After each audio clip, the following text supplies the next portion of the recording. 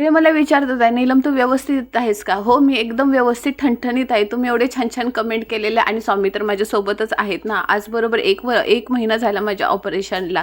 कारभारी म्हणतात आहे, "आता तुझं नवीन आयुष्य आहे. देवबाप्पाच्या आशीर्वादाने घे." सर्वात पहिल्यांदा महड येथे वरदविनायकचं दर्शन झालं.